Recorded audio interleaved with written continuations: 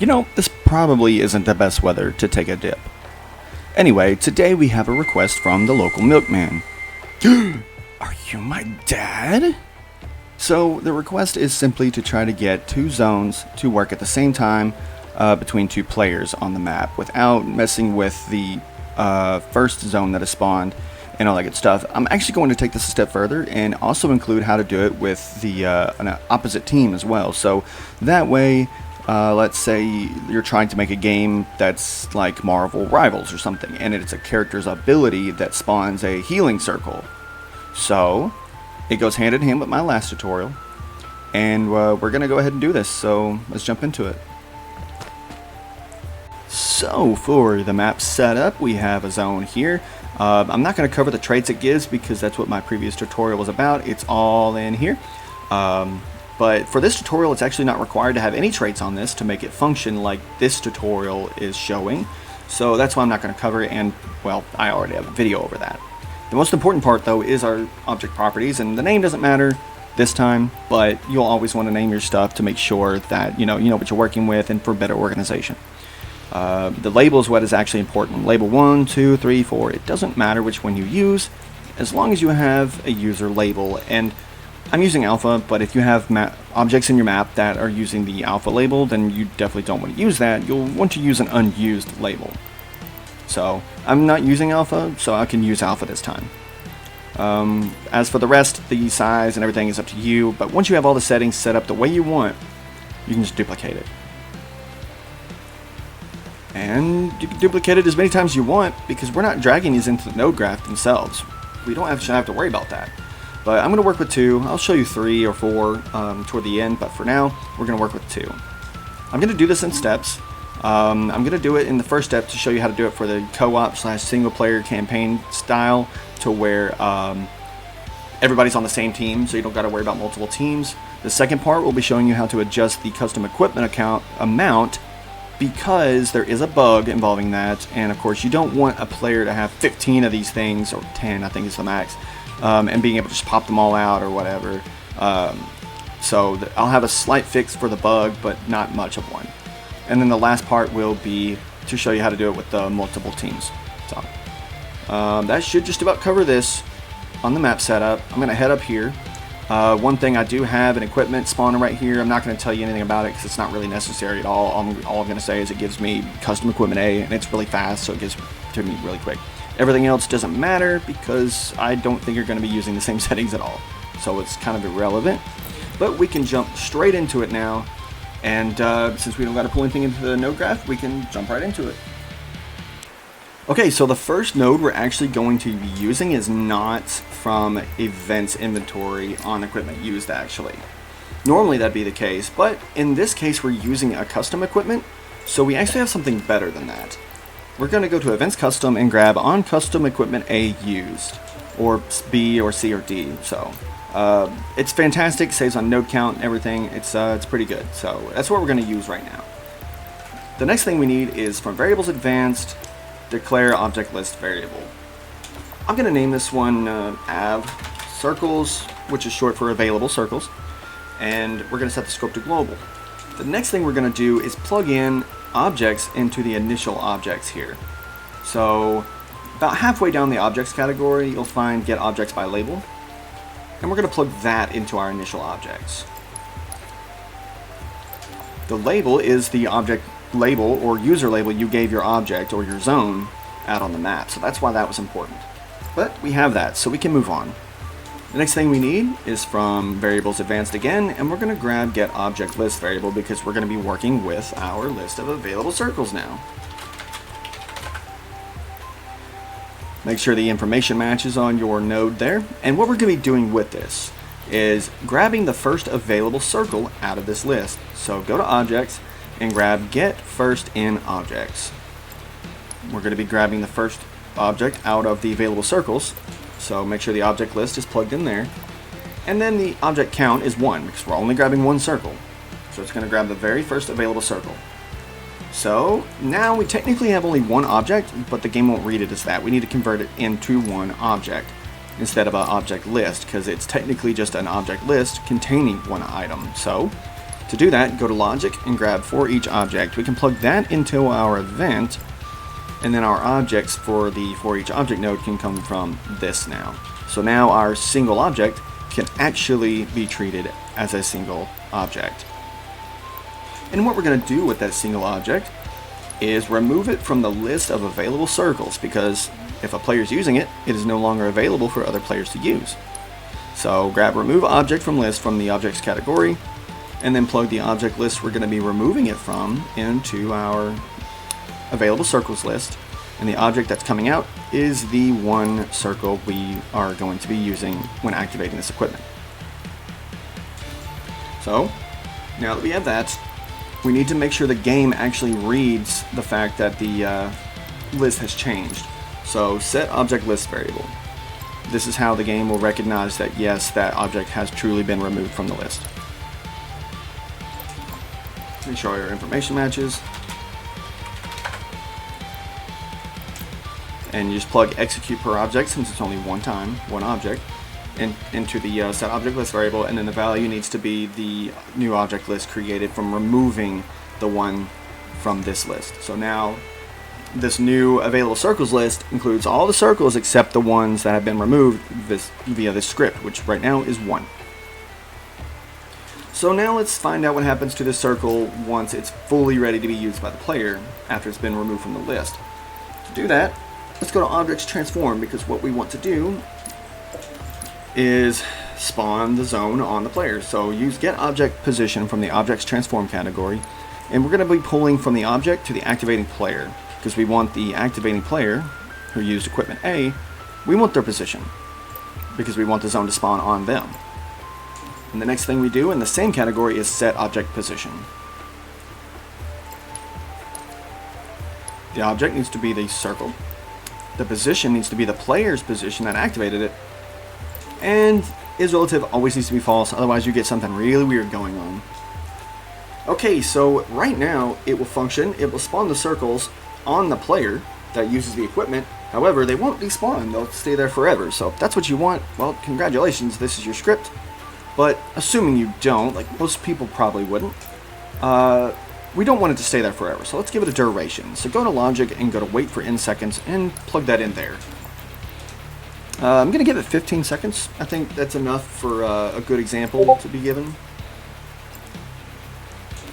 And then we can work with that. So after 15 seconds is completed, it should despawn, or at least we're going to make it look like that. So go back to Objects Transform and grab Reset Object and plug that in right after your duration. Make sure all these are set to true, because originally they're not. And the object needs to be our circle, because it will now be reset to where it goes, or where it originally spawned at, a safe place outside the map, when it's not being used anymore. And now, since it's not being used by a player, it is now made available again. And to make it part of that list, we need to go to Objects category and grab the Add Object to List node, which is the very first node in the list of nodes. Pull that back here to the Av Circles, because we're going to be adding our circle back to the list of available circles. And so now that we have that, we can just copy the Set Object List variable node and just put it here, since it has all the information we need, and plug it in like that. And congratulations, that is it. This will get you to be able to spawn a circle on the player using this equipment and not affect the circle that's currently spawned, and it will then go to the next available circle in the list, and so on until there are no more circles. So let's go ahead and give it one good test. I'm going to give myself 3 equipment, so that way I can spawn 2 in, and then the third one will show that there are no more circles, so it can't do anything. It will just not spawn a circle since there's no more left, and it won't affect the 2 that are currently on the field. Okay, we got 1, 2, and 3 does nothing. Nothing at all, because there are not 3 circles. Or there is not 3 circles. Something like that. But now that one's despawned, so we're able to use it again. And just like that one, we can as well, and then you can see that we can't get any more than 2. because there are not more than one circle. So, like I said, I'd show you this. I'm gonna go and duplicate this, I don't know, 2 more times, and I'm not even gonna touch the node graph. Don't even have to. I'm gonna give myself 5 this time, so I can spawn in the 4 circles, and then on the 5th one, you'll see that it won't let me because there are no more available circles. But doing it this way, you don't have to adjust your script at all. In this tutorial, the only thing you'd have to adjust is giving those separate zones their traits, but that's for the previous tutorial. So let's go ahead and start. 1, 2, 3, 4. On the 5th one, nothing. So, and then once they all despawn, they go back into the list of available circles, which allows us to spawn them again.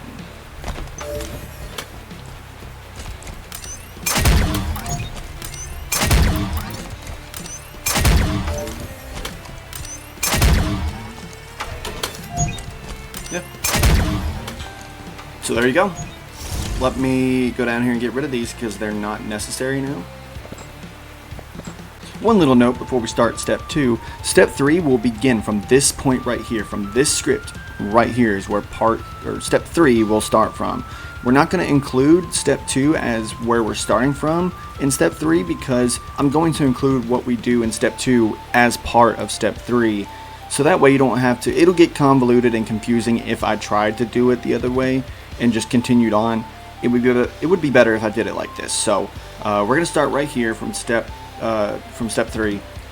So if you are wanting to do multiple teams, then you can go ahead and skip to step 3 right now, and you will not miss anything on step 2 as it will be covered in that step. So anyway, let's continue on with step 2. Okay, so step 2 involves the equipment amount and what happens if it fails. And what I mean by fails is if there are no more circles, let's say you have 3 people on a team and 2 people activate this and there are only 2 circles available for that team, then the third person would kind of get gypped if they try to use it because it would take the equipment out of their inventory, but nothing would happen because there are no circles for them to use. Well, we don't want that to happen. We want the player to be able to use the equipment once a circle becomes available.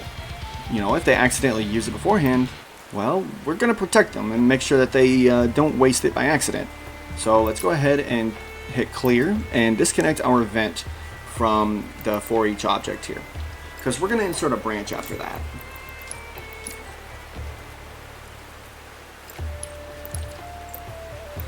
Okay, so now that we have that, the condition we're looking for is from the objects category, and we're going to get the list size. Get list size from the objects category, and we're going to plug that into our available circles list up here. So what we're trying to do is find out, you know, how many objects are inside this available circles list. And to do that, we need to go to logic compare and plug this in here. So operand A is the object count. Operand B needs to be 0. And then connect A is greater than B to the condition. Now I can explain why. We're getting the size of the list, or how many circles are available in this list, so that way we know if it is 0 or not. If there are none left over, then something will, you know, it will be 0. But if there's at least 1 circle in there, then the A here, which is the amount of objects in the available circles, will be greater than 0, obviously, because there's at least 1 in there. So we can go off the if true, plug that back into our for each object, and everything functions like it normally. But if there is nothing in there, then we need something to happen now too, because originally without these, it was functioning as if we didn't have anything coming off the if false. So the script still runs perfectly fine right now as it did before, with just these extra steps that didn't need to be here. But since we're actually working with it, they do need to be here. Move this over a little bit. Okay. The next thing we're going to do is spawn another branch out here. We're going to grab one of those. Plug that into our old branch from the if false, and we're going to duplicate our compare node since it has the same settings that we need. Go ahead and plug from the exact same A is greater than B into the condition. The operand B needs to be 0, but the operand A is going to be different. The operand A this time is going from inventory equipment and get player equipment charges. Plug that into operand A. The player needs to come back to the activating player. and we're going to find out if they have more than 0, because what happens as soon as you activate this equipment here, and I mean the very moment you activate it, and this node would be activated, your equipment charges become 0. If you have 1, that is. If you have 1, then it immediately uses the equipment on, well, use. So you'll have 1 less, and if you have 1, that means you have 0. There is a bit of a bug that happens when you have 0, yet try to adjust the amount or give a new equipment or set the equipment amount while you have 0 equipment in your inventory. It gets buggy. So, well, mostly with custom equipments. I haven't really tested it out with the normal ones, but with custom equipments it absolutely does. But I'm going to give you the workaround, so that way everything's good there. For right now, though, let's go on the if true. Do they have more than 1 when this activates? So that means when this activates, they had 2 or more, because that means they still had 1 in their inventory. It's greater than 0. So, okay. To do that, we're just going to adjust the equipment charges. Adjust player equipment charges. Plug that in from the if true. The player needs to be the activating player. And we're going to give them that 1 they just used back. So charge count needs to be 1. And then that's fine, because if they had 2, they used it, it didn't work, which would take them down to 1. Well, give them that 1 back and they'll have 2 again, like they originally had. Now, here's where we gotta deal with the bug. So, since it reaches 0, we can't just give them +1 like this, because it will give them the maximum. It will give them 10 for some reason. In a very weird way, it will give them 10. We can't just give them a new custom equipment, because it will give them 10. I don't know why it does that, especially for this one. It makes sense because with the other ones because of the whole 0 bug, but this one it doesn't, but it still breaks. And then of course lastly, this one it doesn't work either. It does the exact same thing, sets it to 10. So the workaround that I found was simply give player new equipment,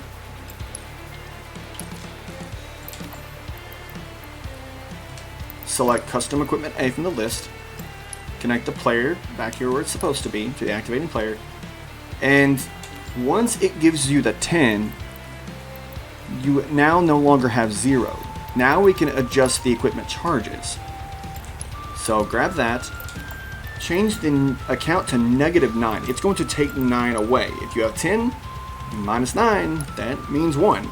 But if you had more than 0 at the time that this happened, which means you had 1 equipment when activated, so if you had more than 1 in your inventory, this won't matter anyway, so you're guaranteed to get the amount that you had in your inventory back. So if you had 1, you'll get 1. If you had 2, you'll get 2, or 3, you'll get 3. Or you'll have 3, not you'll get 3 at one time. And that should do it for step 2. This should solve that problem. So let's go ahead and jump in. I'm going to go ahead and give myself 3 to show you. Okay. So everything's working fine right now. I have 2. I now have 1. Our circles are out here, but now, notice, I still have my equipment. I didn't waste it. And it's only giving me 1. But now if I use it, a circle comes back and it takes it. Perfect. And I have 0 like I'm supposed to. But now if I try to use it, nothing. So let's get more than 1. We have 2. Oh, we keep 2.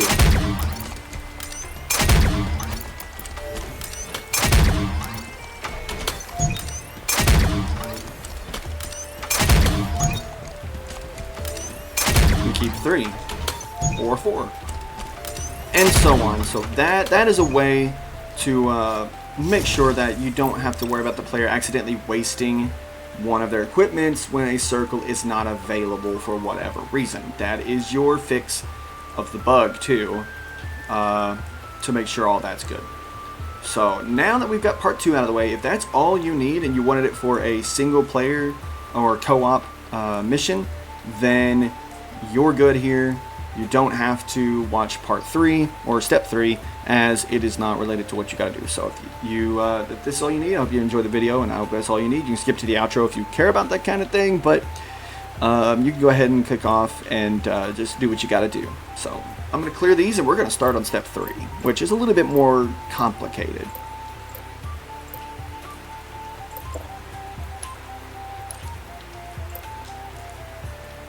Okay, step 3, here we go. So we're starting from the end of step 1, and we don't have to do a whole lot, but it can get a little bit confusing if we're not careful. We are basically going to double up. We're going to double up on everything here. So I'm going to duplicate these two. So duplicate your declare object list variable and your objects by label. And we're going to change the names of these. Available circles T1 and available circles T2 for, well, obvious reasons. I'm going to go down here and show you just a little bit. All the settings, you can do it like this by duplicating your first circle, giving it a name befitting Team 2, I guess. Make sure your user label, oh my lord, is something other than this over here. You don't want it to share the same user label as Team 1, and you don't want it to share the same user label as another one on the map, so, or anything else on the map. So right now I have that right here actually. I have user Bravo, use whatever else you might need, just make sure you remember that and how it goes. So we're going to be using the label we set for Team 2 circles here. So there we go. Now we need to change all of these here to just available circles Team 1, because this will actually be the Team 1's version, the one we already have set up.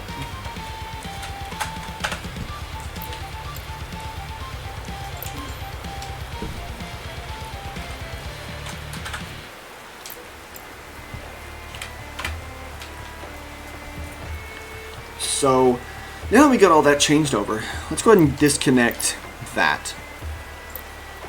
Move this back, because now we're going to duplicate every one of these. Or more so, copy paste. Okay. And as you could probably guess, we're going to be changing everything in there to available circles T2.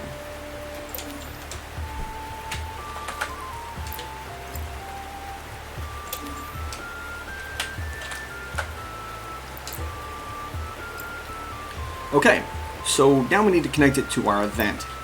And the only thing we need to do here is go to Logic and grab a branch, plug it in there. The condition is, well, we're finding the player's team. So let's go to players and go down to get player team. The activating player is the player's team we're going to try to find out, and we're going to go to Logic compare and compare teams. Team A is right here. We're going to put that under here actually. There we go. And Team B is manually selected by finding out if they're on Team 1 or not. So the condition is that if they are on Team 1, then they will get the circles available in the list of circles for Team 1's available circles. If they are not on Team 1, which automatically assumes they are on Team 2, they will get Team 2 and their circles. If you have more than one team, or more than 2 teams, my bad, then you'll have to do some stuff with another branch here. Like this. You'll compare the same player's team with Team 2 this time. And if they are, then it will work, and if they're not, of course you would copy paste this one more time, change all of this to available circles Team 3, and then pull from here to this like that. But we're only working with 2 teams, so I'm going to go ahead and clear this out of the way and do it like this. I'm going to go ahead and create one more of these. It doesn't matter where it is down here, but there we go. So we need to go down here and check. Yeah, All of these things that would reference the player that we duplicated aren't connected. So it looks like only the get object position referenced the activating player. So you'll need to connect this to this right here, the activating player, to the get object position. But that's the only thing you have to really work with and mess with there. So now you have it for multiple teams. That, I know it seems a lot more simple, but that's only because we did the heavy lifting in the first part. Now, this part of the tutorial that I'm about to show you is the part that was included in part 2, but it is a little different considering we're using multiple teams, so I didn't want to include it and then have to take away nodes and everything that shouldn't be here because they don't work the same way as they did with step 1. So let's move on to that. So let's disconnect these two from our branch up here and move these over a little bit because we're going to need a little bit of room. So now let's find out. We know what team they're on, so, or at least we're finding out what team they're on. Once we do, we also need to find out something. We need to know how many available circles there are for each team. Let's say team 1 is using it. We need to find out how many circles are available for team 2. So let's go and find out that condition. So to do that, let's go to the object category and get list size. We're going to put that up here because we're going to need some room. So the object list we're going to be grabbing from is our, since we're doing for team 1, because we're going from the if true, if they are on team 1, we're finding out how many available circles there are for team 1. And now we need to compare it to a number to find out what we're going to do. So object count and goes into the logic compare category, compare node. Put it in operand A. Operand B needs to be 0. The condition needs to be A is greater than B. And what we're finding out is there at least one circle in this list? If there is at least one circle, then yes, it will continue as normal and the player on team 1 will get their required circle and everything will work just fine. But if there aren't any circles, we don't want them to waste their equipment. Let's say there's 3 or 4 people on the team, but there are only 2 circles available in this list. Well, we don't want the 3rd or 4th person to have the equipment, use it, and then not get anything from it, because then they wouldn't be able to use it, and it would be a wasted equipment, and that sucks. So we're going to do this to where they'll keep their equipment if they happen to use it by mistake or another player is using the amount of circles available on the map for that team. So since there are no circles, we're going to do something. So we're going to grab one more branch. Actually, no, we're going to go to custom events. Events custom, actually. And we're going to trigger a custom event global.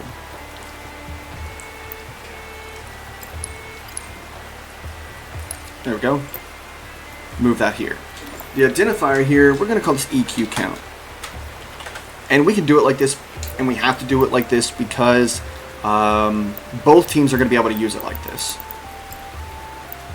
So object needs to be the acquiring player or activating player. And then that's all we have to do with that. We're going to repeat the process for finding out the amount of circles for team 2. So the exact same thing is going to happen here. So let's plug this in, get this duplicated down here, and set it up identical to the way we did the previous one. So what we're doing here is, are they on team 1? Yes. Okay, find out how many circles are available. If there is circles available, continue the script like normal. If there are not available circles, then we're going to adjust their count and fix that a little bit. Now, if they're not on team 1, it'll come back false. And we're going to go down here and say, okay, well, they're on team 2, so let's get the amount of circles available for team 2. And if that is more than 1, or if there's more than 0, which means there are available circles, then we can continue. And if there are not, then we do something. So, now that's set up. It does look a little funky, but it does work as intended. So let's go to on object or on custom event global, and that's where we're going to be working with this EQ count, and we can begin. So let's start with a branch. So many branches in this one. The condition. Okay, so the condition is logic compare, grab a compare node, and the condition is going to be just like earlier, is A greater than B. Operand B needs to be 0, just like earlier.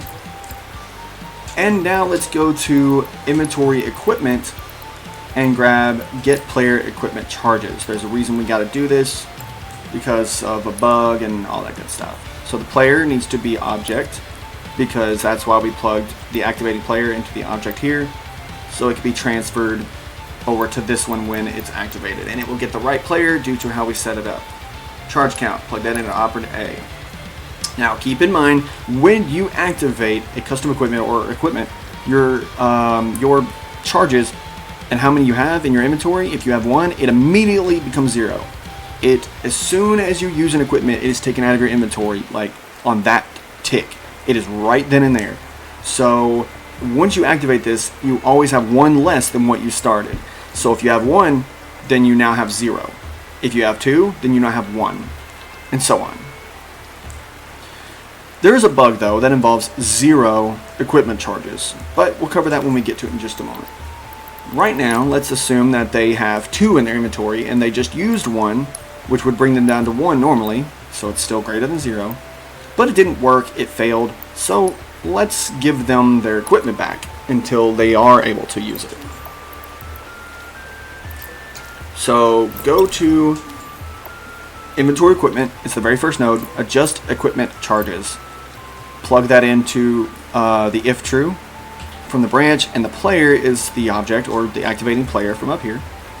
They're going to get their equipment back if for some reason they did not have any available circles, until there is one, and then it will work correctly.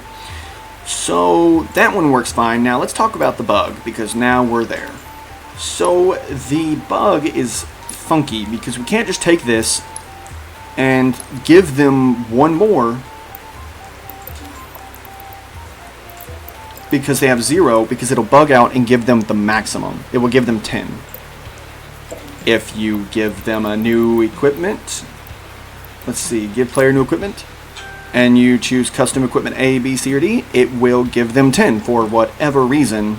I don't know why.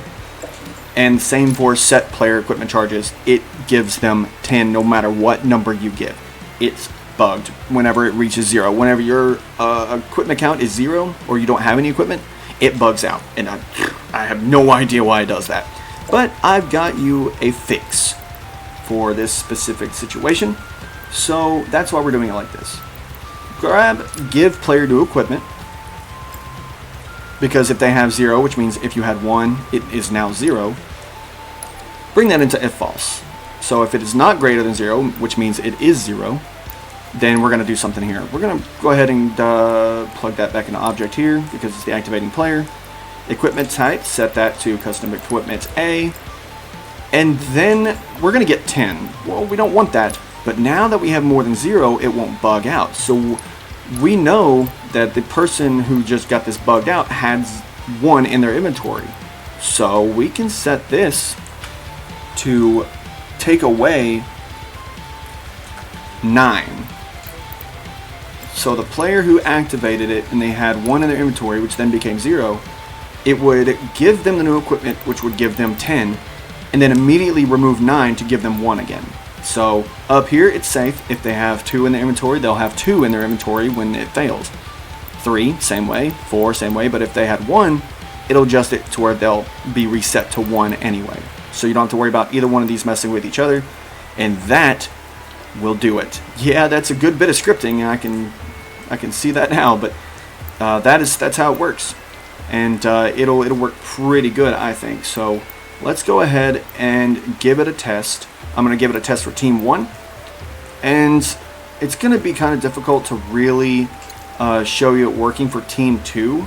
unless I bring the everything down here to where it's all at, because the amount of time it takes to spawn some of the things, we would run out of time before they despawn, and you wouldn't be able to actually see it working. I want you to see it actually functioning.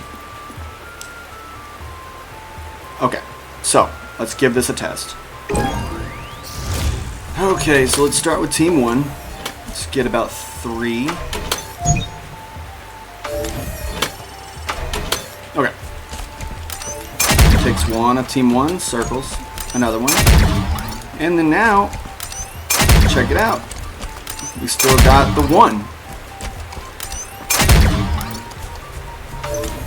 We still have 2. And so on. And if there's 1 available, it lets us use it.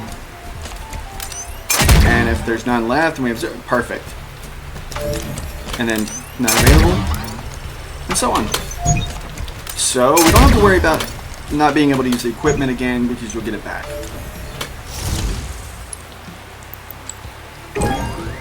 Let's change teams and make sure it works for team 2.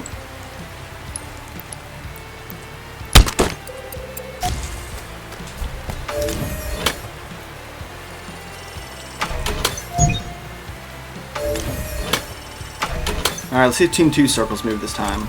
Oh, they did. Perfect. And we still keep our equipment amount. Perfect. Yeah, so no issues there.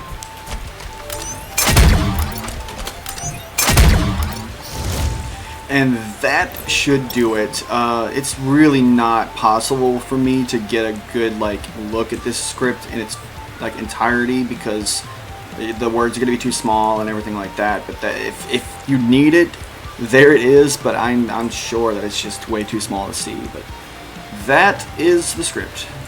There we go. Let me move this out of the way just a little bit. There we go. And these two can come over here. Perfect. And that's it. That is how you set it up in all 3 steps. So hopefully this got you where you really wanted to go with it. And this is a method you could use for a number of different things, especially if you want to set something up almost like a hero shooter type thing. And this is just one of the abilities. It's just something you can work with. And that should just about do it. I tried to find an easier way to go about it using the object scope in the variables, because I'm sure there's a way there. I know it, but I just could not get to the bottom of it yet. So this is the result I ended up with, which is actually an amalgamation using my method and Abe Strange's method from the Discord, since I forgot to mention it in the intro, so credit there. And this is what we have. So hopefully it got what you needed done, and that should just about cover it. I'll see you guys in the next one.